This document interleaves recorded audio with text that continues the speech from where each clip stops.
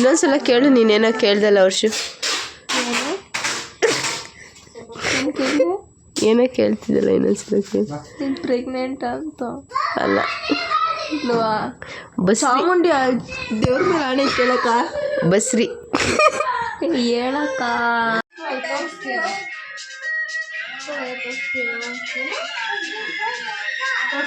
ನನಗಂತೂ ಈ ನೆಲ್ಲಿಕಾಯಿ ತಿನ್ನಬೇಕು ಅಂತ ತುಂಬ ಬಯಕೆ ಆಗ್ತಿತ್ತು. ತುಂಬ ದಿನದಿಂದ ಸಿಕ್ಕಿರಲಿಲ್ಲ. ಇವತ್ತಂತೂ ಸಿಕ್ತು. ತುಂಬ ಅಂದರೆ ತುಂಬ ಖುಷಿಯಾಗೋಯ್ತು ನನಗೆ. Hi friends, welcome back to my YouTube channel ರಾಧಿಕರಾದ. ಇನ್ನು ಯಾರೆಲ್ಲ ಚಾನಲ್ಗೆ ಸಬ್ಸ್ಕ್ರೈಬ್ ಆಗಿಲ್ಲ, ಪ್ಲೀಸ್ ಸಬ್ಸ್ಕ್ರೈಬ್ ಮಾಡ್ಕೊಂಡು ಸಪೋರ್ಟ್ ಮಾಡಿ. ನಾನಿವತ್ತು ತೋರಿಸ್ತಿರೋದು ನನ್ನ ಡೈಲಿ ಲಾಗ್ಸ್. ನಾನಿವತ್ತು ರಾತ್ರಿಯಿಂದ ಲಾಗ್ ಸ್ಟಾರ್ಟ್ ಮಾಡ್ತಾ ಇದ್ದೀನಿ. ಇವತ್ತು ನಾನು ನನ್ನ ಚಿಕ್ಕಮ್ಮ ಮನೆಗೆ ಹೋಗ್ತಾ ಇದ್ದೀನಿ, ಯಾಕಂದರೆ ಅವ್ರ ಬರ್ಡೇ ಇದೆ. ಹಾಗಾಗಿ ನಾನು ಅವ್ರ ಮನೆಗೆ ಮುಂಚೆ ತುಂಬ ಹೋಗ್ತಾ ಇದ್ದೆ, ಅಂದರೆ 3 ಡೇಸ್ಗೆ ಒಂದ್ಸಲನಾದರೂ ಅವ್ರ ಮನೆಗೆ ಹೋಗ್ಬಿಟ್ಟು ಬರ್ತಾ ಇದ್ದೆ. ಬಟ್ ನನ್ನ ಮಗ ಹುಟ್ಟಿದ ಮೇಲೆ ಅವ್ನು ನನ್ನ ಬಿಟ್ಟಿರಲ್ಲ ಅಂತ ರೀಸನ್ಗೆ ನಾನು ಇವಾಗ ಕಮ್ಮಿ ಮಾಡಿದ್ದೀನಿ ಹೋಗೋದು. ಬಟ್ ಅವ್ರ ಮನೆಗೆ ಹೋಗೋದಂದರೆ ನನಗೆ ನಮ್ಮಮ್ಮ ಮನೆಗೆ ಹೋಗೋದಕ್ಕಿಂತ ತುಂಬ ಖುಷಿ ಆಗ್ತಿರುತ್ತೆ. ಯಾಕಂದರೆ ಅಲ್ಲಿ ನಾನು ತುಂಬ ಎಂಜಾಯ್ ಮಾಡ್ತೀನಿ, ಮತ್ತು ಅವ್ರು ನನ್ನ ತುಂಬ ಅಂದರೆ ತುಂಬ ಚೆನ್ನಾಗಿ ನೋಡ್ಕೋತಾರೆ. ಹಾಗಾಗಿ ನನಗೆ ತುಂಬ ಅಂದರೆ ತುಂಬ ಇಷ್ಟ ಅವ್ರ ಮನೆಗೆ ಹೋಗೋದು. ಮತ್ತು ಅವ್ರ ಮನೆಗೆ ಹೋಗೋ ರೋಡಲ್ಲಿ ನನಗೆ ಅವ್ರ ಮನೆ ಇರೋದು ಆರ್ ಟಿ ನಗರಲ್ಲಿ. ಇದು ನಲ್ಲಿಕಾಯಿ ಮತ್ತು ಈ ಹಣ್ಣು ಸಿಕ್ತು. ನನಗಂತೂ ಹಣ್ಣು ತುಂಬ ಅಂದರೆ ತುಂಬ ಹುಡುಕ್ತಾ ಇದ್ದೆ. ನಲ್ಲಿಕಾಯಿನಂತೂ ತುಂಬ ಹುಡುಕ್ತಾ ಇದ್ದೆ, ಯಾಕಂದರೆ ನನಗೆ ಪ್ರೆಗ್ನೆಂಟ್ ಇರೋದ್ರಿಂದ ಹಣ್ಣು ತುಂಬ ತಿನ್ಬೇಕು ಅನಿಸ್ತಾ ಇದೆ ನನಗೆ ರೀಸೆಂಟಾಗಿ. ನಾನು ಈ ಹಣ್ಣನ್ನು ಮಾರ್ಕೆಟ್ನಲ್ಲೆಲ್ಲ ಹುಡ್ಕೊಂಬಂದಿದ್ದೀನಿ. ಅಂದರೆ ನಲ್ಲಿಕಾಯಿನ, ಚಿಕ್ಕ ಚಿಕ್ಕ ನಲ್ಲಿಕಾಯಿ, ಬೆಟ್ಟದ ನಲ್ಲಿಕಾಯಿ ಅಂದರೆ ಎಲ್ಲ ಕಡೆ ಸಿಗುತ್ತೆ. ಬಟ್ ಈ ಥರ ನಲ್ಲಿಕಾಯಿ ಅಂತೂ ನನಗೆ ಸಿಕ್ಕೇ ಇಲ್ಲ. ತುಂಬ ಕಡೆ ಹುಡುಕ್ತಾ ಇದ್ದೆ. ನನಗಂತೂ ಈ ನಲ್ಲಿಕಾಯಿ ಸಿಕ್ಕಿದಾಗ ತುಂಬ ಅಂದರೆ ತುಂಬ ಖುಷಿ ಆಗ್ತಾ ಇತ್ತು. ಮತ್ತು ಯಾರಿಗೂ ಕೊಡಲಿಲ್ಲ, ಒಬ್ಬಳೇ ತಿಂದೆ. ನೋಡಿ ಫ್ರೆಂಡ್ಸ್, ಇವಳೆ ನನ್ನ ಸೆಕೆಂಡ್ ತಂಗಿ. ಅಂದರೆ ಎಷ್ಟು ಕೆಡ್ತಾಗೋಳಲ್ವಾ. ನಾನು ನಮ್ಮ ವರ್ಷಕ್ಕೆ ಕಾಲು ಎಳೆಯೋದು ಸ್ವಲ್ಪ ಕಮ್ಮಿನೇ. ಅವಳೇ ನನಗೆ ಜಾಸ್ತಿ ಕಾಲು ಎಳೆಯೋದು. ಎಲ್ಲೋ ಅಪರೂಪಕ್ಕೆ ನಾನು ಅವಳನ್ನ ಕಾಲು ಎಳಿತಿರ್ತೀನಿ ಅಷ್ಟೇ. ಯಾಕಂದರೆ ನಮ್ಮ ವರ್ಷ ಕೆಲಸ ಮಾಡಿದ್ರೆ ಶುದ್ಧ ಸೋಂಬೇರಿ. ಅಡುಗೆ ಮಾಡಿ ಅಂದರೆ ತಿನ್ಕೊಂಡು ಅಡುಗೆ ಮಾಡ್ತಾವೆ. ಅದಾದಮೇಲೆ ನಮ್ಮ ಫಸ್ಟ್ ತಂಗಿ ಖುಷಿ ಬಂದುಬಿಟ್ಟು ಪಲಾವ್ ಮಾಡ್ತೀನಿ ಅಂತ ಮಾಡ್ತಾಯಿದ್ಲು. ಪಲಾವ್ ಅಂತೂ ತುಂಬ ಅಲ್ಟಿಮೇಟಾಗಿ ಮಾಡ್ತಾಳೆ ಅವಳು. ಅವಳು ಮಾಡೋ ಪಲಾವ್ ಅಂತೂ ನನಗೆ ತುಂಬ ಅಂದರೆ ತುಂಬ ಇಷ್ಟ. ಎಷ್ಟು ಚೆನ್ನಾಗಿ ಬಂದಿತ್ತು ಪಲಾವ್ ಅಂತಂದರೆ ವಾವ್ ಅನ್ನೋ ಥರನೇ ಇತ್ತು. ತುಂಬ ಅಂದರೆ ತುಂಬ ಟೇಸ್ಟಿಯಾಗಿ ಪಲಾವ್ ಮಾಡಿದ್ಲು. ಅದಾದಮೇಲೆ ಎಲ್ಲರೂ ಕೂತು ಊಟ ಮಾಡೋಣ ಅಂತ ಅಂದ್ಕೊಂಡು ಫಸ್ಟ್ ಊಟ ಮಾಡಿಬಿಡೋಣ, ಆಮೇಲೆ ಬರ್ಡೇ ಡೆಕೋರೇಷನ್ ಎಲ್ಲ ಮಾಡೋಣ ಅಂತ ಕೂತ್ಕೊಂಡು ಊಟ ಮಾಡಿದ್ವಿ. ನನಗಂತೂ ಊಟ ಮಾಡಾದ್ಮೇಲೆ ಏನೂ ಕೆಲಸ ಮಾಡೋಕ್ಕಾಗಿಲ್ಲ, ಯಾಕಂದರೆ ತುಂಬ ಟಯರ್ಡ್ ಆಗ್ತಾಯಿತ್ತು ನನಗೆ. ಹಾಗಾಗಿ ನಾನು ಮಲ್ಕೊಂಡು ಬಿಟ್ಟಿದ್ದೆ. ಆಮೇಲೆ ಬರ್ಡೇಗೆ ಏದೋ ಅಂತ ಎಬ್ಬರಿಸಿದ್ಮೇಲೆ ನಾನು ಎದ್ದಿದ್ದು. ಅದಾದಮೇಲೆ ನೋಡಿ ಖುಷಿ ರೆಡಿ ಮಾಡ್ತಾ ಇದ್ದಾಳೆ. ಇದು ಅವಳು ಮೂಗಿಗೆ ನೋಸ್ ಡ್ರಾಪ್ ಆಗ್ತಾಯಿದ್ಲು ನನ್ನ ಚಿಕ್ಕಮ್ಮಗೆ. ಅಂದರೆ ಇವರೇ, ನನ್ನ ಚಿಕ್ಕಮ್ಮ ಅಂತ ಹೇಳಲ್ಲ, ಪಿಂಕು ಅಂತ ಹೇಳ್ತಾ ಇರ್ತೀನಿ. ಮತ್ತು ಇವರೆಲ್ಲ ಡೆಕೋರೇಷನ್ ಮಾಡೋದಕ್ಕೆ ಬಾಬಾ ಅಂತಿದ್ರು. ನನ್ನ ಕೈಲಂತೂ ಎದ್ದೇಳೋದಕ್ಕೂ ಆಗಿಲ್ಲ. ನಾನು ವರ್ಷ ನಮ್ಮ ಚಿಕ್ಕಮ್ಮ ನಿದ್ದೆ ಮಾಡ್ತಾ ಇರಲಿಲ್ವ, ಮಾತಾಡ್ತಾ ಇದ್ವಿ. ಪಾಪ ಖುಷಿ ಮತ್ತು ನನ್ನ ಹಸ್ಬೆಂಡ್ ಇಬ್ಬರೇ ಡೆಕೋರೇಷನ್ ಮಾಡ್ತಾಯಿದ್ರು. ನಾನು ವರ್ಷ ಅಂತೂ ಚೆನ್ನಾಗಿ ಕಾಲು ಎಳ್ಕೊಂಡು ಅವಳಿಗೆ ನಾನೇ ಕಾಲು ಎಳೆಯೋದು, ನನಗೆ ಅವಳು ಕಾಲು ಎಳೆಯೋದು, ಇದೇ ಆಗೋಗ್ಬಿಟ್ಟಿರುತ್ತೆ ನಮ್ಮ ಕತೆಗಳು. ಅದಾದಮೇಲೆ ಪಾಪ ಡೆಕೋರೇಷನ್ ಎಲ್ಲ ಎಷ್ಟು ಚೆನ್ನಾಗಿ ಮಾಡಿದರು ಗೊತ್ತಾ ಅವರು.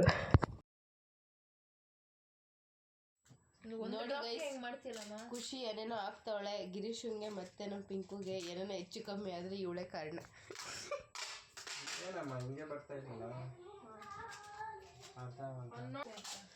ಸರಿ ಆದರೆ ನಾನು ಇನ್ನೊಂದ್ಸಲ ಕೇಳು, ನೀನೇನೋ ಕೇಳ್ದಲ್ಲ ವರ್ಷ. ಏನೋ ಕೇಳ್ತಿದ್ದಲ್ಲ, ಇನ್ನೊಂದ್ಸಲ ಕೇಳಿ. ನೀನು ಪ್ರೆಗ್ನೆಂಟ್ ಅಂತ ಅಲ್ಲ, ಚಾಮುಂಡಿ ದೇವ್ರ ಮೇಲೆ ಆಣೆ ಕೇಳಕ್ಕ ಬಸ್ರಿ ಹೇಳಕ್ಕ. ನಮ್ಮ ವರ್ಷ ಅಂತೂ ನಾನು ಪ್ರೆಗ್ನೆಂಟ್ ಅಂದರೆ ಅವಳು ನಂಬ್ತಾನೆ ಇರಲಿಲ್ಲ. ಅದನ್ನೇ ಕೇಳ್ತಾ ಇದ್ದು, ಚಾಮುಂಡಿ ಮೇಲೆ ಆಣೆ ಇಡು, ಅದು ಇದು ಅಂತ ಹೇಳ್ಬಿಟ್ಟು. ಯಾಕಂದರೆ ನಾನು ಇದುವರೆಗೂ ಯಾರಿಗೂ ಹೇಳಿರಲಿಲ್ಲ, ಇದೇ ಫಸ್ಟ್ ಹೇಳಿದ್ದವ್ರಿಗೆ. ನೋಡಿ ಫೈನಲಿ ಬರ್ಡೇಗೆ ರೆಡಿ ಮಾಡಿದ್ರು ಡೆಕೋರೇಷನ್ನ ನನ್ನ ಹಸ್ಬೆಂಡು ಮತ್ತು ಖುಷಿ ಇಬ್ಬರು ಸೇರಿಕೊಂಡು. ಎಷ್ಟು ಚೆನ್ನಾಗಿ ರೆಡಿ ಮಾಡಿದ್ದು ಗೊತ್ತಾ. ಬಟ್ ಸಿಂಪಲ್ ಆಗಿದ್ರು ತುಂಬ ಚೆನ್ನಾಗಿತ್ತು. ನೋಡಿ ಈ ಬೊಕ್ಕೆ ಎಷ್ಟು ಚೆನ್ನಾಗಿದೆ, ಕಿಂಡರ್ ಜಾಯ್. ಇದು ಲಾಸ್ಟಿಗೆ ನನ್ನ ಮಗ ಅಂತೂ ಕೊಡೋವರೆಗೂ ಬಿಟ್ಟಿಲ್ಲ ಅವರಿಗೆ. ಮೇ ಬಿ ಇದೇ ಮೊದಲನೇ ಬರ್ಡೇ ಅನಿಸುತ್ತೆ ಅವ್ರಿಗೆ ಇಷ್ಟು ಸಿಂಪಲ್ಲಾಗಿ ನಾವು ಮಾಡ್ತಾ ಇರೋದಂದರೆ. ಪ್ರತಿ ವರ್ಷವೂ ತುಂಬ ಅಂದರೆ ತುಂಬ ಖುಷಿಯಾಗಿರ್ತಿತ್ತು, ಮತ್ತು ತುಂಬ ಜನ ಇರ್ತಾಯಿದ್ವಿ. ಇದೇ ಫಸ್ಟ್ ಟೈಮ್ ಸ್ವಲ್ಪ ಕಮ್ಮಿ ಜನ ಇರೋದು. ಅದಕ್ಕಿಂತ ಜಾಸ್ತಿ ನಾನು ಇವ್ರ ಬರ್ಡೇಗೆ ನಾನೇ ಜಾಸ್ತಿ ರೆಡಿಯಾಗಿರ್ತಾ ಇದ್ದೆ. ಈ ಸಲ ಅಂತೂ ನಾನು ಏನೂ ರೆಡಿಯಾಗಿಲ್ಲ. ಅದು ಫಸ್ಟ್ ಟೈಮು, ಒಂದು 10 ವರ್ಷ 20 ವರ್ಷದಲ್ಲಿ ಇದೇ ಫಸ್ಟ್ ಟೈಮ್ ನಾನು ಅವ್ರ ಬರ್ಡೇಗೆ ಒಂಚೂರು ರೆಡಿಯಾಗಿಲ್ಲ ಅಂದರೆ ಅಂತ. ಅವ್ರಿಗಿಂತ ಚೆನ್ನಾಗಿ ನಾನೇ ರೆಡಿಯಾಗಿರ್ತಾ ಇದ್ದೆ ಬರ್ಡೇ ಮಾಡಿ ಸೆಲೆಬ್ರೇಷನ್ ಮಾಡೋದಕ್ಕೆ. ನನ್ನ ಮಗ ಅಂತೂ ಕೇಕ್ ಕಟ್ ಮಾಡೋದಕ್ಕೆ ಅವನೇ ಕಾಯ್ಕೊಂಡು ನಿಂತಿದ್ದ. ಫಸ್ಟ್ ಎಲ್ಲ ಅವನೇ ಕಟ್ ಮಾಡಿಬಿಡ್ತಾನೆ ಅಂತ, ಆಮೇಲೆ ಕಟ್ ಮಾಡಿ ಅಂತ ಕಟ್ ಮಾಡಿಸಿದ್ವಿ. ಅದಾದಮೇಲೆ ಲೈಟ್ ಹಾಕ್ಬೇಕಾ ಸಾಕಾ?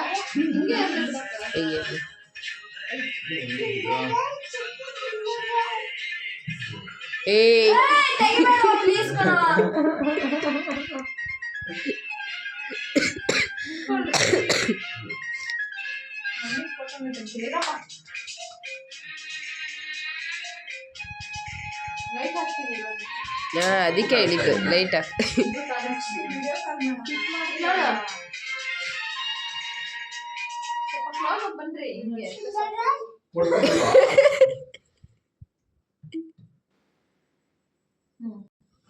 ತಿನ್ಸು ನೀನು ಇವಾಗ ಫೋಟೋ ತೆಗಿತೀನಿ.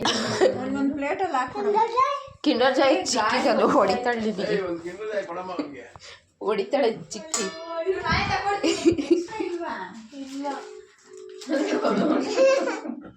ಏ ಬಿಡು ವರ್ಷ ಸುಮ್ಮನೆ ಏ ವರ್ಷ ಚಿಂಟು ಬಾಕ ಯಾರು ಕೇಳಿದ್ರು ಕೊಡ್ತಾ ಇರ್ಲಿಲ್ಲ ದಕ್ಷು ನಾನು. ಗೊಬ್ಬಂಗೆ ನನ್ನ ಮಗ ಕೂಡ ಅವ್ರ ಜೊತೆ ಬರ್ಡೇ ಸೆಲೆಬ್ರೇಷನ್ ಮಾಡಿಬಿಟ್ಟ. ಮತ್ತು ಅವ್ರನ್ನ ಚಿಕ್ಕಮ್ಮ ಆಗಬೇಕು ಅವನು, ಅಮ್ಮಮ್ಮ ಅಂತ ಅನ್ನೋದೇ ಇಲ್ಲ ಅವನು, ಅಕ್ಕ ಅಕ್ಕ ಅಂತಿರ್ತಾನೆ. ಅವ್ರನ್ನ ನೋಡಿದ್ರೆ ನಮಗೂ ಕೂಡ ಹಾಗೆ ಅನಿಸುತ್ತಲ್ಲ, ನಿಮಗೂ ಹಾಗೆ ಅನಿಸಿರುತ್ತೆ, ಅಕ್ಕ ಥರನೇ ಫೀಲ್ ಆಗುತ್ತೆ. ಚಿಂಟು ಅಂತ ಅಮ್ಮಮ್ಮ ಅಂತ ಹೇಳ್ಕೊಟ್ರು ಅನ್ನಲ್ಲ, ಅಕ್ಕ ಬನ್ನಿ ಇಲ್ಲಿ ಅಂತಿರ್ತಾನೆ. ನನ್ನ ಫ್ರೆಂಡ್ಸ್ ಎಲ್ಲ ಅಂತೂ ನನಗೆ ರೇಗಿಸ್ತಾ ಇರ್ತಾರೆ, ನಿಮ್ಮ ಚಿಕ್ಕಮ್ಮ ಬ್ಯೂಟಿ ಸೀಕ್ರೆಟ್ ಏನು ಅಂತ. ನನಗೆ ಎಲ್ಲ ನನ್ನ ಖುಷಿ ಮತ್ತು ವರ್ಷಗೂ ರೇಗಿಸ್ತಾ ಇರ್ತಾರೆ, ಏನು ನಿಮ್ಮಮ್ಮ ಇಷ್ಟೊಂದು ಚೆನ್ನಾಗಿದ್ದಾರೆ ಈ ವಯಸ್ಸಿನಲ್ಲೂ ಅಂತ ಅಂದ್ಬಿಟ್ಟು. ಅವ್ರಿಗೆ ನಾನು ಹೇಳ್ತಾ ಇರ್ತೀನಿ, ನಿಮಗೆ ವಯಸ್ಸೇ ಆಗಲ್ಲ ಅನಿಸುತ್ತೆ ಪಿಂಕು ಅಂತ. ನಾನಂತೂ ಇದೇ ಮೊದಲನೇ ವರ್ಷ ಸ್ವಲ್ಪ ಕೂಡ ಏನು ಮೇಕಪ್ ಮಾಡ್ಕೊಳ್ದಲ್ಲೇ ಬಂದಿರೋದು. ಅಂದರೆ ನಿದ್ದೆ ಮಾಡ್ತಿದ್ದೆ, ಹಾಗೆ ಎದ್ದು ಬಂದೆ. ಅದಾದಮೇಲೆ ಎಲ್ಲ ಫೋಟೋಶೂಟ್ ಮಾಡ್ತಾಯಿದ್ವಿ. ಎಲ್ಲ ಆಗಿ ಮಲ್ಕೊಳ್ಳೋ ಅಷ್ಟರಲ್ಲಿ 3 ಗಂಟೆ ಆಗಿತ್ತು. ಅದಾದಮೇಲೆ ಬೆಳಗ್ಗೆ 10 ಗಂಟೆಗೆ ಎದ್ದು ನನ್ನ ಮಗನಿಗೆ ಮತ್ತು ನನಗೆ ತಿಂಡಿ ಹಾಕ್ಕೊಟ್ರು. ನಾನು ನನ್ನ ಮಗ ಕೂತ್ಕೊಂಡು ತಿಂಡಿ ತಿಂತಾಯಿದ್ವಿ. ನನ್ನ ಮಗನಿಗೆ ಪೊಂಗಲ್ ಮಾಡಿದರು, ನಾನು ಪಲಾವೇ ಹಾಕ್ಕೊಂಡು ತಿಂತಾಯಿದ್ದೆ. ನನಗೆ ನನ್ನ ತಂಗಿ ಮಾಡೋ ಪಲಾವ್ ಅಂದರೆ ತುಂಬ ಇಷ್ಟ. ಅದಕ್ಕೆ ಅವಳು ಹೇಳ್ತಾಯಿದ್ಲು ಬಿಸಿ ಬಿಸಿ ತಿನ್ನು ಅಂತ. ಈ ಪರವಾಗಿಲ್ಲ ಒಂದಿನ ಏನಾಗಲ್ಲ ಕೊಡು ಅಂತ ತಿಂತಾಯಿದ್ದೆ. ಮತ್ತು ನನ್ನ ಮಗ ಪಕ್ಕದಲ್ಲಿ ಕಡ್ಡಿ ಯಾಕೆ ಇಟ್ಕೊಂಡು ಕೂತಿದ್ದಾನೆ ಅಂತ ಯೋಚನೆ ಮಾಡ್ತಾ ಇದ್ದೀರಾ? ಅದು ಬಂದುಬಿಟ್ಟು ನನ್ನ ತಂಗಿ ಫೇಸ್ ಮಾಸ್ಕ್ ಹಾಕ್ಕೊಂಡಿದ್ಲು.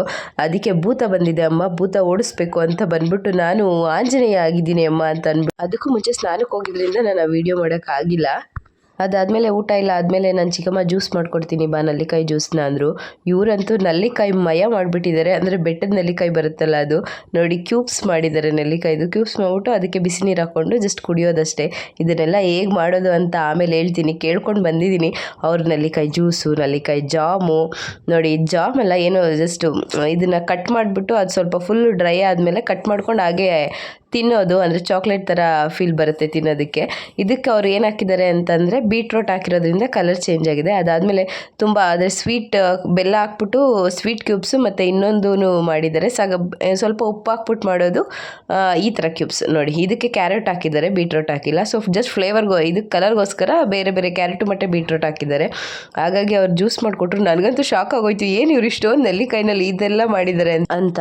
ಅದಾದಮೇಲೆ ನಾನು ಕೂಡ ರೆಸಿಪಿ ಕೇಳ್ಕೊಂಡು ಬಂದಿದ್ದೀನಿ. ನಾನು ಹೇಳ್ತಾ ಇದ್ದೆ ಅವ್ರು ತೊಗೊಂಡೋಗು, ಇಲ್ಲಿಂದನೇ ಎಲ್ಲ ತೊಗೊಂಡೋಗು ಅಂತ. ಅದಕ್ಕೆ ಹೇಳ್ತಾ ಇದ್ದೆ ನಾನೇನು ತೊಗೊಂಡೋಗೋದಿಲ್ಲ, ನಾನೇ ಮಾಡ್ತೀನಿ ಇದನ್ನೆಲ್ಲ ಅಂತ. ನೀನು ಮಾಡೋ ಕಷ್ಟ ಎಲ್ಲ ತೊಗೊಂಬೇಡ ಅಕ್ಕ, ನಿನ್ಗೆ ಏನೇನು ಬೇಕೋ ಎಲ್ಲ ತೊಗೊಂಡೋಗು ಅಂತ ಖುಷಿ ಹೇಳ್ತಾ ಇದ್ಲು. ನನಗೆ ಬೇಡ, ನನಗೆ ಯೂಟ್ಯೂಬ್ಗೆ ರೆಸಿಪಿ ಆಗುತ್ತೆ ಒಂದು, ನಾನು ಮಾಡಿ ತೋರಿಸ್ತೀನಿ ಇದನ್ನೆಲ್ಲದನ್ನು ಅಂತ ಹೇಳ್ಬಿಟ್ಟು ಬಂದೆ ನಾನು ಅವ್ರ ಮನೆಗೆ ಹೋದಾಗೆಲ್ಲ ಅವ್ರು ಹೇಳೋದೊಂದೇ ಮತ್ತು ನಿನ್ಗೇನು ಬೇಕೋ ಅದನ್ನೆಲ್ಲ ತೊಗೊಂಡೋಗು, ನಿನ್ಗೇನು ಬೇಕೋ. ನನ್ನ ಖುಷಿ ಅಂತೂ ಜಾಸ್ತಿ, ಅಕ್ಕ ಏನೇನು ಬೇಕೋ ಅದನ್ನೆಲ್ಲ ಪ್ಯಾಕ್ ಮಾಡ್ಕೊ, ಏನೇನು ಬೇಕೋ ಅದನ್ನೆಲ್ಲ ಪ್ಯಾಕ್ ಮಾಡ್ಕೊ ಅಂತಿರ್ತಾಳೆ. ನನಗೆ ಇವರೆಲ್ಲ ನನ್ನ ಜೀವನದ ಅತಿ ಮುಖ್ಯವಾದ ವ್ಯಕ್ತಿಗಳು. ಅಂದರೆ ನಾನು ಯಾವ್ರನ್ನ ಬೇಕಾದರೂ ಕಳ್ಕೊಳ್ಳೋಕೆ ರೆಡಿ ಇರ್ತೀನಿ, ಇವ್ರನ್ನ ಮಾತ್ರ ನಾನು ಯಾವತ್ತೂ ಕಳ್ಕೊಳ್ಳೋಕೆ ರೆಡಿ ಇರಲ್ಲ. ಅಷ್ಟು ಮೇ ಬಿ ನಮ್ಮ ಸಂಬಂಧನೇ ಒಂಥರ ಡಿಫ್ರೆಂಟಾಗಿದೆ. ಹಾಗಾಗಿ ಅದಾದಮೇಲೆ ನನ್ನ ತಂಗಿನೇ ಎಲ್ಲರಿಗೂ ಮೇಕಪ್ ಮಾಡಿ ರೆಡಿ ಮಾಡ್ತಾಯಿದ್ಲು. ಅದು ನಮ್ಮ ವರ್ಷ ಮಾತ್ರ ಬರಲಿಲ್ಲ. ಇನ್ನು ನಾವು 3 ಜನ ಎಲ್ಲೋ ಹೋಗಬೇಕು ಅಂತ ಅಂದ್ಕೊಂಡ್ವಿ. ಅದು ಯಾವ ಪ್ಲೇಸು ಏನು ಅಂತ ತುಂಬ ಸ್ಪೆಷಲ್ ಆಗಿದೆ, ಹೇಳ್ತೀನಿ ನೋಡಿ. ನಾನಂತೂ ಸ್ವಲ್ಪ ದಪ್ಪ ಆಗಿರೋದ್ರಿಂದ ಅಷ್ಟೊಂದೆಲ್ಲ ಚೆನ್ನಾಗಿ ಕಾಣಿಸಲ್ಲ. ಹಾಗಾಗಿ ಫೋಟೋಶೂಟ್ನ ನಾನು ತುಂಬ ಅವಾಯ್ಡ್ ಮಾಡಿದ್ದೀನಿ. ಇಲ್ಲ ಅಂತಂದರೆ ನಾನು ಇಷ್ಟರಲ್ಲಿ 4 ತಿಂಗಳಲ್ಲಿ 8 ಸಲ ಫೋಟೋಶೂಟ್ ಆಗೋಗ್ಬಿಟ್ಟಿರೋದು ನಂದು ಗೊತ್ತಿಲ್ಲ. ಸೊ ಸ್ವಲ್ಪ ಓಕೆ ನನಗೆ ತುಂಬ ಇಷ್ಟ ಅಂದರೆ ಫೋಟೋಶೂಟು, ಮೇಕಪ್ ಮಾಡಿಸ್ಕೊಳ್ಳೋದು ಅದೆಲ್ಲ ತುಂಬ ಇಷ್ಟ. ಹಾಗಾಗಿ ಇವಾಗ ಸ್ವಲ್ಪ ಅವಾಯ್ಡ್ ಮಾಡಿದ್ದೀನಿ, ಆದ್ರೂ ಮಾಡಿಸ್ಕೊಂಡಿದ್ದೆ. ಮತ್ತು ಇವತ್ತು ನಾವು ಹೋಗ್ತಾ ಇರೋ ಪ್ಲೇಸು ನಾನಂತೆ ನಮ್ಮ ಚಿಕ್ಕಮ್ಮಗೆ, ನಿಮಗೆ ಯಾವ ಪ್ಲೇಸ್ ಇಷ್ಟ ಹೇಳಿ, ನಾವು ಅಲ್ಲಿಗೆ ಹೋಗೋಣ ಇವತ್ತು ಅಂತ ಹೇಳ್ಬಿಟ್ಟು. ಆ್ಯಕ್ಚುಲಿ ಏನೂ ಪ್ಲ್ಯಾನ್ ಇರಲಿಲ್ಲ, ಸುಮ್ಮನೆ ಸೆಲೆಬ್ರೇಟ್ ಮಾಡಿಬಿಟ್ಟು ಮನೇಲಿ ಏನಾದರೂ ಮಾಡ್ಕೊಂಡು ತಿನ್ಕೊಂಡು ಎಲ್ಲರೂ ಖುಷಿಯಾಗಿರೋಣ ಮನೇಲಿ ಅಂತ ಅಂದ್ಕೊಂಡಿದ್ದು, ಅಷ್ಟೇ ಪ್ಲ್ಯಾನ್ ಇದ್ದಿದ್ದು. ಅದಾದಮೇಲೆ ಅನ್ನಿಸ್ತು ಎಲ್ಲಾದರೂ ಹೊರಗಡೆ ಹೋಗೋಣ, ಕರ್ಕೊಂಡು ಹೋಗೋಣ ಅವ್ರನ್ನ ಅಂತ ಅಂದ್ಬಿಟ್ಟು. ಹಾಗಾಗಿ ಆಮೇಲೆ ಯೋಚನೆ ಮಾಡಿದ್ವಿ, ಕೇಳಿದ್ವಿ ಎಲ್ಲಿ ಹೋಗೋಣ ಅಂತ ಅಂದ್ಬಿಟ್ಟು. ಅವ್ರಿಗೊಂದು ಫೇವ್ರೆಟ್ ಪ್ಲೇಸ್ ಇದೆ, ಅದು ಯಾವ ಪ್ಲೇಸ್ ಅಂತ ನಾನು ಕೂಡ ತೋರಿಸ್ತೀನಿ. ನನಗೆ ಇದುವರೆಗೂ ಆ ಪ್ಲೇಸು ಅಷ್ಟೊಂದು ಇಂಪಾರ್ಟೆಂಟು ಮತ್ತು ಆ ದೇವರು ಅಷ್ಟೊಂದು ಪವರ್ಫುಲ್ ಅಂತ ನಾನು ನನಗೆ ಗೊತ್ತೇ ಇರಲಿಲ್ಲ. ಮತ್ತು ಆ ದೇವ್ರ ಹೆಸರನ್ನ ನಾನು ಅಷ್ಟೊಂದೆಲ್ಲ ಕೇಳಿಲ್ಲ ಅಂತ ಅನ್ಕೋತೀನಿ. ಇದೇ ಮೊದಲು ಬಾರಿ ಕೇಳಿದ್ದು ಅದು ಅವರಿಂದ. ಈ ದೇವಸ್ಥಾನ ಬಂದುಬಿಟ್ಟು ಕಾಟುಶ್ಯಾಮ ದೇವಸ್ಥಾನ ಅಂತ ಹೇಳ್ಬಿಟ್ಟು ನೀವು ಯಾರಾದರೂ ಕೇಳಿದರೆ ನನಗೂ ಕಮೆಂಟ್ ಬಾಕ್ಸ್ನಲ್ಲಿ ಇದ್ರ ಬಗ್ಗೆ ಎಕ್ಸ್ಪ್ಲೈನ್ ಮಾಡಿ. ನನಗೆ ಗೊತ್ತಿರೋಷ್ಟು ನಾನು ನಿಮಗೆ ಎಕ್ಸ್ಪ್ಲೈನ್ ಮಾಡಿ ತಿಳಿಸ್ತೀನಿ. ಇದು ಬಂದುಬಿಟ್ಟು ಕಾಟುಶ್ಯಾಮ ದೇವಸ್ಥಾನ ಅಂತ ಅಂದ್ಬಿಟ್ಟು ಇದು ಬನ್ನೇರುಘಟ್ಟ ಹತ್ರ, ಬನ್ನೇರುಘಟ್ಟ ಝೂ ಬಿಟ್ಟು ಇನ್ನೂ ಮುಂದೆ ಇರೋದು. ಕಾಟುಶ್ಯಾಮನ ಹಿಂದಿನ ಹೆಸರು ಬಾರ್ಬರಿಕ್ ಯಾರು ಅಂತಂದರೆ ಭೀಮನ ಮೊಮ್ಮಗ. ಬಾರ್ಬರಿಕರ ಬಳಿ 3 ಬಾಣಗಳಿರುತ್ತೆ. ಅದು ಎಷ್ಟು ಶಕ್ತಿಶಾಲಿ ಬಾಣಗಳಂದರೆ ಇಡೀ ಮಹಾಭಾರತವನ್ನು 3 ಬಾಣಗಳಿಂದ ಮುಗಿಸ್ಬೋದಾಗಿತ್ತು. ಆದರೆ ಅವ್ರು ಹೇಳಿರ್ತಾರಂತೆ ಮಹಾಭಾರತ ಯುದ್ಧದಲ್ಲಿ ಯಾರು ಸೋಲ್ತಾ ಇರ್ತಾರೋ ನಾನು ಅವ್ರ ಪರ ನಿಲ್ತೀನಿ ಅಂತ ಹೇಳ್ಬಿಟ್ಟು. ಆ ವಿಷಯ ಕೃಷ್ಣನಿಗೆ ಗೊತ್ತಾಗುತ್ತಂತೆ. ಆ್ಯಕ್ಚುಲಿ ಬಂದುಬಿಟ್ಟು ಕೃಷ್ಣನ ಪರಮ ಭಕ್ತ ಕಾಟುಶ್ಯಾಮ ಆಗಿರ್ತಾರೆ. ಆದರೆ ಕೃಷ್ಣ ಬಂದುಬಿಟ್ಟು ಬೇರೆ ಮಾರುವೇಷದಲ್ಲಿ ಬಂದು ಅವ್ರನ್ನ ಪ್ರಶ್ನಿಸ್ತಾರಂತೆ, ನಿನ್ನ ಬಾಣದಿಂದ ನೀನೇನು ಮಾಡೋದಕ್ಕೆ ಸಾಧ್ಯ ಅಂತ. ನಾನು ಏನು ಬೇಕಾದರೂ ಮಾಡಬಲ್ಲೆ ಅಂತಾರಂತೆ. ಹಾಗಾಗಿ ಹೇಳ್ತಾರಂತೆ ಆಲದ ಮರದಲ್ಲಿರೋ ಪ್ರತಿ ಒಂದು ಎಲೆ ಕೂಡ ತೂತ ಆಗಬೇಕು ನಿಂದು ಒಂದು ಬಾಣ ಬಿಡೋದ್ರಿಂದ ಅಂತ. ಹಾಗಾಗಿ ಅವರು ಒಂದು ಸಲ ಬಾಣ ಬಿಟ್ಟಿದ್ರಿಂದ ಫುಲ್ ಆಲದ ಮರನೇ ಎಲೆಗಳೆಲ್ಲವೂ ಕೂಡ ತೂತ ಆಗಿರುತ್ತಂತೆ. ಅದನ್ನ ನೋಡಿದ ಕೃಷ್ಣನಿಗೆ ತುಂಬ ಆಶ್ಚರ್ಯ ಆಗುತ್ತಂತೆ. ಇವಾಗಲೂ ಕೂಡ ಉಜ್ಜಯಿನಿಯಲ್ಲಿ ದೇವಸ್ಥಾನದ ಹತ್ರ ಇರೋ ಒಂದು ಮರದಲ್ಲಿ, ಆಲದ ಮರದಲ್ಲಿ ಇವಾಗಲೂ ಕೂಡ ಡ್ಯಾಮೇಜ್ ಆಗಿರೋ ಎಲೆನೇ ಅಂದರೆ ಚಿಗುರೋದಂತೆ. ಅದಾದಮೇಲೆ ಬಾರ್ಬರಿಕರು ಕೇಳ್ತಾರಂತೆ ಕೃಷ್ಣನ, ನೀನು ಯಾರು, ನಿನ್ನ ನಿಜ ಸ್ವರೂಪ ಏನು, ನೀನು ಯಾಕೆ ನನಗೆ ಈ ಥರ ಕ್ವಶನ್ ಎಲ್ಲ ಕೇಳ್ತಾ ಇದೆಯಾ ಅಂತ ಹೇಳ್ಬಿಟ್ಟು, ಯಾಕೆ ತಡೀತಾ ಇದೆಯಾ ನನ್ನನ್ನು, ನಾನು ಯುದ್ಧಕ್ಕೆ ಹೋಗಬೇಕು ಅಂತ. ಬಾರ್ಬರಿಕರಿಗೆ ಶ್ರೀಕೃಷ್ಣ ಪರಮಾತ್ಮನ ನಿಜ ಸ್ವರೂಪ ನೋಡ್ಬಿಟ್ಟು ತುಂಬ ಖುಷಿ ಆಗುತ್ತಂತೆ. ಆವಾಗ ಅವ್ರು ಹೇಳ್ತಾರಂತೆ ಶ್ರೀಕೃಷ್ಣ ಪರಮಾತ್ಮ, ನೀನು ನನ್ನ ಆರಾಧ್ಯ ದೈವ, ನಾನು ನಿನ್ನ ಯಾವಾಗಲೂ ಪೂಜಿಸ್ತೀನಿ ಅಂತ ಹೇಳ್ತಾ ಇರ್ತಾರಂತೆ. ಆವಾಗ ಕೃಷ್ಣ ಕೇಳ್ತಾರಂತೆ ನನಗೆ ಒಂದು ವರ ಬೇಕು ಅಂತ. ಆವಾಗ ಬಾರ್ಬರಿಕರು ಹೇಳ್ತಾರಂತೆ ನಿಮಗೆ ಏನು ವರ ಬೇಕಾದರೂ ಕೇಳಿ ನಾನು ಕೊಡ್ತೀನಿ ಅಂತ. ಆವಾಗ ಕೃಷ್ಣ ಹೇಳ್ತಾರೆ ನನಗೆ ನಿಮ್ಮ ತಲೆ ಬೇಕು ಅಂತ ಹೇಳ್ಬಿಟ್ಟು. ಆವಾಗ ಬಾರ್ಬರಿಕರು ಒಂದು ಮಾತು ಆಡ್ದಲೇ ಅವ್ರ ತಲೆನ ಕತ್ತರಿಸ್ಬಿಟ್ಟು ಕೃಷ್ಣನ ಕೈ ಕೊಡ್ತಾರಂತೆ. ಮತ್ತು ಆಮೇಲೆ ಹೇಳ್ತಾರಂತೆ ನನಗೂ ಕೂಡ ಒಂದು ಆಸೆ ಇದೆ ಶ್ರೀಕೃಷ್ಣ ಪರಮಾತ್ಮ ಅಂತ. ಅವ್ರು ಕೇಳ್ತಾರಂತೆ ಏನು ನಿಮ್ಮ ಆಸೆ ಅಂತ ಹೇಳ್ಬಿಟ್ಟು. ಇಡೀ ಮಹಾಭಾರತನ ಪೂರ್ತಿ ನಾನು ನೋಡಬೇಕು ಅಂತ ಹೇಳ್ತಾರಂತೆ. ಹಾಗಾಗಿ ಶ್ರೀಕೃಷ್ಣ ಪರಮಾತ್ಮ ಅವ್ರ ತಲೆ ತೊಗೊಂಡೋಗ್ಬಿಟ್ಟು ಬೆಟ್ಟದ ಮೇಲಿಟ್ಟು ನೋಡಿಸ್ತಾರಂತೆ. ಇಡೀ ಮಹಾಭಾರತನ ನೋಡಿರೋ ವ್ಯಕ್ತಿಯಲ್ಲಿ ಬಾರ್ಬರಿಕರೊಬ್ಬರು ಅಂತ ಹೇಳ್ತಾರೆ. ಬಾರ್ಬರಿಕರ ಭಕ್ತಿಗೆ ಮೆಚ್ಚಿ ಶ್ರೀಕೃಷ್ಣ ಪರಮಾತ್ಮ ಒಂದು ವರ ಕೊಡ್ತಾರಂತೆ, ನಿನ್ನ ಹೆಸರು ಇನ್ಮೇಲೆ ಬಾರ್ಬರಿಕ್ ಅಲ್ಲ ಕಾಟುಶ್ಯಾಮ ಅಂತ ಹೇಳ್ಬಿಟ್ಟು. ಹಾಗೆ ಇನ್ನೂ ಒಂದು ವರ ಕೊಡ್ತಾರಂತೆ, ಮನುಷ್ಯ ಜನ್ಮದಲ್ಲಿ ಯಾರು ಏನೇ ಕಷ್ಟ ಅಂತ ಹೇಳ್ಕೊಂಡು ಬಂದ್ರೂ ಅವ್ರ ಹಣೆ ಬರನ ನಾನು ಕೂಡ ಚೇಂಜ್ ಮಾಡೋದಕ್ಕಾಗಲ್ಲ, ಅವ್ರ ಕಷ್ಟನ ನನ್ನ ಕೈಲೂ ಕೆಲವೊಮ್ಮೆ ನಿವಾರಿಸೋದಕ್ಕಾಗಲ್ಲ, ಆದರೆ ನಿನಗೆ ನಾನು ಆ ಶಕ್ತಿ ಕೊಡ್ತೀನಿ. ಯಾರು ಬಂದು ನಿನ್ನ ಜೊತೆ ಕಷ್ಟ ಹೇಳ್ಕೊಂಡ್ರು ನೀನು ಅವ್ರ ಹಣೆ ಬರನ ಚೇಂಜ್ ಮಾಡ್ಬೋದು ಅಂತ ವರ ಕೊಡ್ತಾರಂತೆ. ಹಾಗಾಗಿ ಕಾಟುಶ್ಯಾಮರ ಬಳಿ ನೀವು ಯಾರೇ ಹೋಗಿ ಏನೇ ನಿಮ್ಮ ಕಷ್ಟ ಇದೆ ಅಂತ ಹೇಳ್ಕೊಂಡ್ರು, ಪ್ರಪಂಚದಲ್ಲಿ ನೀವು ಯಾವುದೇ ದೇವ್ರ ಹತ್ರ ಹೋಗಿ ನನಗೆ ಈ ಕಷ್ಟ ಅಂತ ಹೇಳ್ಕೊಂಡು ಆ ಕಷ್ಟ ನಿಮಗೆ ನಿವಾರಣೆ ಆಗಿಲ್ಲ ಅಂತಂದರೆ ನೀವು ಇಲ್ಲಿ ಬಂದು ಒಂದು ಸಲ ನಿಮ್ಮ ಕಷ್ಟನ ಹೇಳ್ಕೊಂಡ್ರೆ ಅದು ನಿವಾರಣೆ ಆಗುತ್ತೆ. ಅದು ಫೈನಲಿ ನೀವೇನೇ ಅಂದ್ಕೊಂಡ್ರು ನೀವೇನೇ ಹೇಳ್ಕೊಂಡ್ರು ದೇವ್ರು ನಿಮಗೆ ಅದನ್ನು ಕೊಡ್ತಾರೆ ಅನ್ನೋದೇ ಈ ದೇವಸ್ಥಾನದ ಒಂದು ಮಹಾತ್ಮೆ. ನನಗೆ ಈ ದೇವಸ್ಥಾನದ ಬಗ್ಗೆ ಇಷ್ಟು ಇನ್ಫಾರ್ಮೇಷನ್ ಗೊತ್ತಾಯಿತು. ನಿಮಗೆ ಇದಕ್ಕಿಂತ ಜಾಸ್ತಿ ಏನಾದರೂ ಇನ್ಫಾರ್ಮೇಷನ್ ಗೊತ್ತಿದ್ದರೆ ಅಥವಾ ನಿಮಗೆ ಏನಾದರೂ ಬೇರೆ ಇನ್ಫಾರ್ಮೇಷನ್ ಗೊತ್ತಿದ್ದರೆ ಪ್ಲೀಸ್ ಕಮೆಂಟ್ ಸೆಕ್ಷನಲ್ಲಿ ಇದ್ರ ಬಗ್ಗೆ ನೀವು ನನಗೆ ಮಾಹಿತಿ ಕೊಡ್ಬೋದು. ಮತ್ತು ನಾನು ಕೂಡ ಇದನ್ನು ಸ್ವಲ್ಪ ತಿಳ್ಕೊಂಡಂಗೆ ಆಗುತ್ತೆ. ಮತ್ತು ನನಗೆ ಇಲ್ಲಿಗೆ ಹೋಗ್ಬಿಟ್ಟು ತುಂಬಾ ಖುಷಿ ಆಯಿತು. ಮತ್ತು ಈ ದೇವಸ್ಥಾನದ ಬಗ್ಗೆ ನೋಡಿದ್ಮೇಲಂತೂ ಇನ್ನೂ ಜಾಸ್ತಿ ಖುಷಿ ಆಗ್ತಾಯಿತ್ತು. ಮತ್ತು ಈ ದೇವಸ್ಥಾನದಲ್ಲಿ ಪ್ರತಿ ದೇವ್ರುಗಳನ್ನೂ ಇಟ್ಟಿದ್ದಾರೆ. ತುಂಬ ಪೀಸ್ಫುಲ್ ಅನಿಸುತ್ತೆ ಇಲ್ಲೋಗಿ ಕುತ್ಕೊಂಡು, ಏನೋ ಒಂದು ಮನಸ್ಸಿಗೆ ಶಾಂತಿ ಅಂತ ಹೇಳ್ತಾರಲ್ವ, ಅದು ಈ ದೇವಸ್ಥಾನದಲ್ಲಿ ನನಗೆ ಸಿಕ್ತು. ನಾನಂತೂ ಜಾಸ್ತಿ ಹೇಳ್ತಾ ಇದ್ದೆ thank you so much Pinku ಇಲ್ಲಿ ಕರ್ಕೊಂಡು ಬಂದಿದ್ದಕ್ಕೆ ಅಂತ. ಅದಾದಮೇಲೆ ಫೈನಲಿ ಎಲ್ಲ ಮುಗೀತು. ಸರಿ ಮನೆಗೆ ಹೋಗೋಣ, ಆಲ್ರೆಡಿ 5:30 ಆಗಿತ್ತು ಅನಿಸುತ್ತೆ ಇಲ್ಲೇ. ಸರಿ ಟೈಮ್ ಆಯಿತು ಮನೆಗೆ ಹೋಗ್ಬಿಡೋಣ ಅಂತ ಅಂದ್ಕೊಂಡು ಮನೆಗೆ ಹೋಗ್ತಾಯಿದ್ವಿ. ಎಷ್ಟೊಂದು ಚೆನ್ನಾಗಿದೆ ಗೊತ್ತಾ ಈ ಪ್ಲೇಸು, ವಾತಾವರಣ. ಅದು ಔಟ್ ಆಫ್ ಸಿಟಿ ಇರೋದ್ರಿಂದ ಅಂತೂ ತುಂಬ ಚೆನ್ನಾಗಿದೆ. ಇಲ್ಲಿ ಸ್ವಲ್ಪ ಹೊತ್ತು ಕೂರಬೇಕು, ಮತ್ತು ಎಷ್ಟೊಂದು ಒಂಥರ ಪೀಸ್ಫುಲ್ ನೆಮ್ಮದಿ ಅಂತ ಮೈಂಡ್ ಥಾಟ್ಸ್ ಬರುತ್ತೆ ಈ ದೇವಸ್ಥಾನ ನೋಡಿದ್ರೆ. ಅದರಲ್ಲೂ ನಾನು ಈ ದೇವಸ್ಥಾನಕ್ಕೆ ಹೋಗಿದ್ದು ಫಸ್ಟ್ ಟೈಮ್. ಆದರೆ ನನಗೆ ಫಸ್ಟ್ ಟೈಮೇ ಈ ದೇವಸ್ಥಾನ ತುಂಬ ಇಷ್ಟ ಆಯಿತು. ಮತ್ತು ಈ ದೇವಸ್ಥಾನದ ಬಗ್ಗೆ ಮಹಿಮೆ ಅದನ್ನೆಲ್ಲ ಕೇಳಿದಾಗಂತೂ ಇನ್ನೂ ತುಂಬ ಖುಷಿ ಆಯಿತು ನನಗೆ. ನಿಮ್ಗೆ ಯಾರಿಗಾದ್ರೂ ಈ ದೇವಸ್ಥಾನಕ್ಕೆ ಹೋಗ್ಬೇಕಂದ್ರೆ ಖಂಡಿತ ವಿಸಿಟ್ ಮಾಡಿ. ಬನ್ನೇರುಘಟ್ಟ ಝೂ ಇಂದ ಬಂದುಬಿಟ್ಟು 1 ಕಿಲೋಮೀಟರ್ ದೂರ ಇರ್ಬೋದೇನೋ ಅಷ್ಟೇ ಈ ದೇವಸ್ಥಾನ. ಚಂದ್ರಘಟ್ಟ ದೇವಸ್ಥಾನ ಯಾರಾದರೂ ಇದು ನೋಡಿದರೆ ಅದರಿಂದ ಸ್ವಲ್ಪ ಮುಂದೆ ಅಷ್ಟೇ.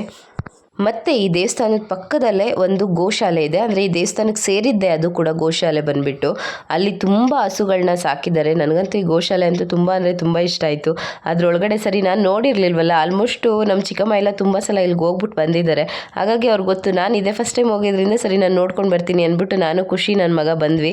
ನನ್ನ ಮಗಂತೂ ಹಸುಗಳಂದರೆ ತುಂಬ ಪ್ರಾಣ.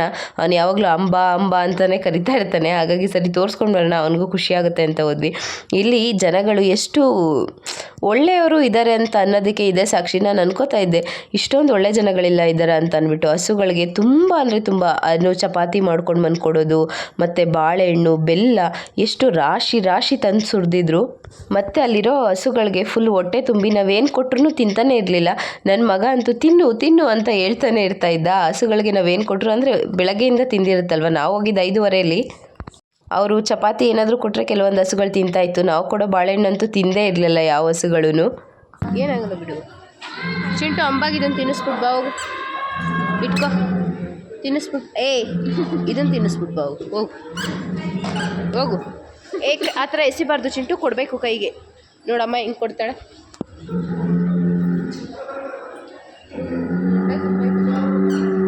ತಗೋ ತಿನ್ನು. ಚಿಂಟು ತಿನ್ನಲ್ಲ ಅಂತೆ, ಅದಕ್ಕೆ ಕೋಪ ಬಂತಂತೆ. ನಿಮ್ಗೆ ಬಿಸಾಕ್ತಲ್ಲ ಅದಕ್ಕೆ ಕೋಪ ಬಂತು ಅದಕ್ಕೆ.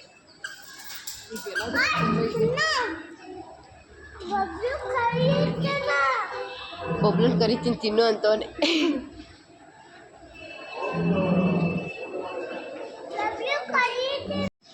ಇನ್ನೊಂದ್ಸಲ ಹೇಳು ಹೇಳಿ. ಬಬ್ಲು ಅಣ್ಣ ಹೊಡಿತಾನೆ ತಿನ್ನು ಅವನು.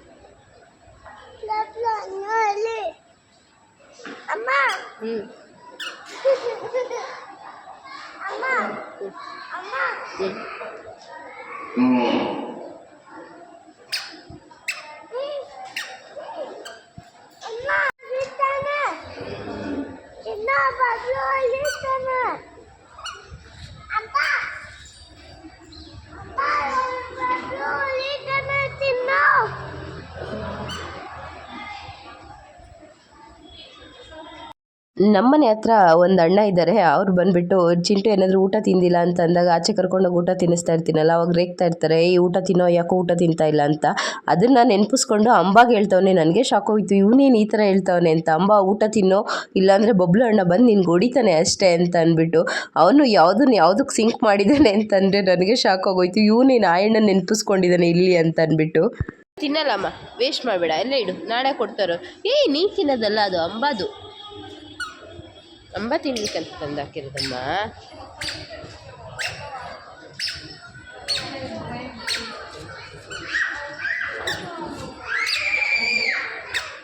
ಚಿಂಟು ನಮಸ್ತೆ ಮಾಡೋಗ ಅಂಬಾಗೆ. ಚಿಕ್ಕ ಅಂಬಾಗೆ ನಮಸ್ತೆ ಮಾಡ್ಕಂಡ. ಇಲ್ಲಿಂದ ನಮಸ್ತೆ ಮಾಡ್ಕೋಬೇಕು. ಹೋಗಿ ಮಾಡು, ನಮಸ್ತೆ ಮಾಡು.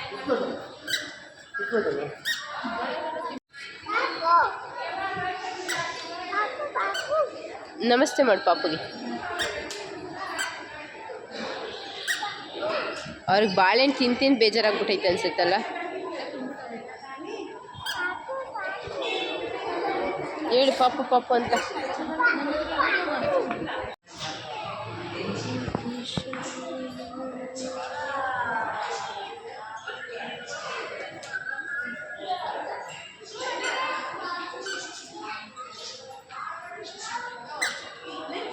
ಮತ್ತು ಗೋಶಾಲೆ ಎಲ್ಲ ನೋಡಿಕೊಂಡು ಮುಗಿಸ್ಕೊಂಡು ಬಂದು ಹೋಟೆಲ್ಗೆ ಹೋಗೋಣ ಅಂತ ಬಂದ್ವಿ. ತುಂಬ ಹೊಟ್ಟೆ ಹಶ್ವಾಗ್ತಾಯಿತ್ತು ನನಗಂತೂ. ನನಗೆ ಸ್ವಲ್ಪ ತಿನ್ಬೇಕಂತ ಅನಿಸುತ್ತೆ. ತುಂಬ ಜಾಸ್ತಿ ತಿಂದರೂ ತಡ್ಕೊಳಕ್ಕಾಗಲ್ಲ, ತುಂಬ ಕಮ್ಮಿ ತಿಂದರೂ ಬೇಗ ಹೊಟ್ಟೆ ಹಶ್ವಾಗ್ತಾ ಇರುತ್ತೆ. ಆಲ್ಮೋಸ್ಟು ಹೋಟೆಲಿಂದ ಆಚೆ ಬರೋ ಅಷ್ಟರಲ್ಲೇ 7 ಆಗಿತ್ತು ಅನಿಸುತ್ತೆ. ಸರಿ ಅಂದ್ಬಿಟ್ಟು ಅವ್ರು ಫಸ್ಟ್ ನಮ್ಮ ಮನೆಗೆ ಜಯನಗರಕ್ಕೆ ನನ್ನ ಬಿಟ್ಬಿಟ್ಟು ಆಮೇಲೆ ಅವ್ರು ಹೋದ್ರು ಮನೆಗೆ. ಮತ್ತು ಅವರೆಲ್ಲ ಅಂತೂ ಕಾರಲ್ಲಿ ತುಂಬ ಮಾತಾಡಿಕೊಂಡು ಜೋಕ್ಸ್ ಮಾಡ್ತಾಯಿದ್ರು. ನನ್ನ ಕೈಲಂತೂ ಶಕ್ತಿನೇ ಇರಲಿಲ್ಲ ಅಷ್ಟೊಂದು. ನಿದ್ದೆ ಮಾಡಿಬಿಟ್ಟಿದ್ದೆ. ನನ್ನ ಮನೆಗೆ ಬರೋವರೆಗೂ ಆಮೇಲೆ ಎಬ್ಬರಿಸಿದ್ರು. ಸರಿ ಮನೆಗೆ ಬಂತು, ಬಾ ಮನೆ ಒಳಗಡೆ ಹೋಗೋಣ ಅಂತ ಅವರೇ ಕರ್ಕೊಂಡು ಬಂದರು. ಯಾಕಂದರೆ ಫುಲ್ ಟ್ರಾಫಿಕ್ ಜಾಮ್ ಇತ್ತು ಅವತ್ತಂತೂ. ಇದಾಗಿತ್ತು ಇವತ್ತಿನ ವಿಡಿಯೋ. ಇಷ್ಟ ಆದರೆ ಲೈಕ್ ಮಾಡಿ, ಶೇರ್ ಮಾಡಿ. ಹಾಗೆ ನಿಮ್ಗೆ ಏನು ಅನ್ನಿಸ್ತು ಈ ವಿಡಿಯೋ ಬಗ್ಗೆ, ಇವತ್ತಿನ ನನ್ನ ದಿನಚರಿ ಬಗ್ಗೆ ಅನ್ನೋದನ್ನು ಕಮೆಂಟ್ನಲ್ಲಿ ತಿಳಿಸಿ. ಹಾಗೆ ಇನ್ನು ಯಾರೆಲ್ಲ ಚಾನಲ್ಗೆ ಸಬ್ಸ್ಕ್ರೈಬ್ ಆಗಿಲ್ಲ ಪ್ಲೀಸ್ ಒಂದು ಸಬ್ಸ್ಕ್ರೈಬ್ ಮಾಡ್ಕೊಂಡು ಸಪೋರ್ಟ್